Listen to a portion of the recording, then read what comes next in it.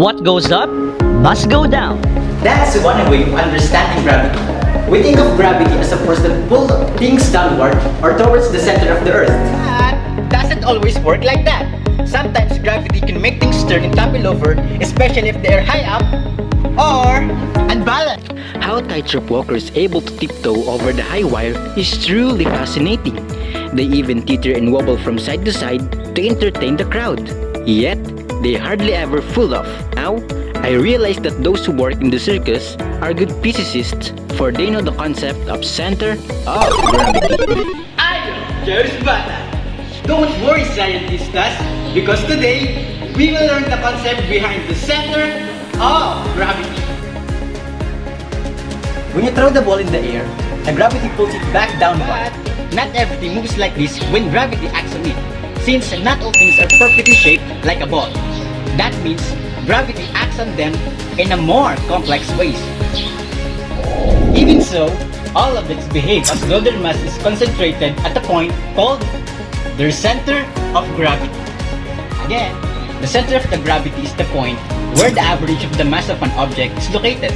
Remember, the center of gravity is not always at the geometric center of an object, especially for those irregularly shaped objects and are those made up of more than one type of materials. Their center of mass or gravity tend to be near at the heavier portion of an object. The center of gravity is often called a center of mass, which is the average of all particles of a mass that makes up an object. For almost all objects on a near Earth, these terms are interchangeable. To better understand the concept of center of gravity, let's do some activities. If you're in TikTok, you might have come across this viral hands to the back challenge, done by a man and a woman. The challenge apparently proved that men cannot put their hands on their back while on their knees. So, let's try! So, let's get down on the hands and knees.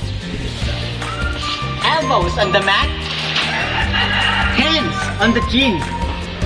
Then, let's put our hands on our back. Women, generally speaking, have a lower center of mass which is closer to their knees, while men have higher center of mass. So, what's the best way to balance? The lower the center of your gravity, the easier it is for you to keep your balance.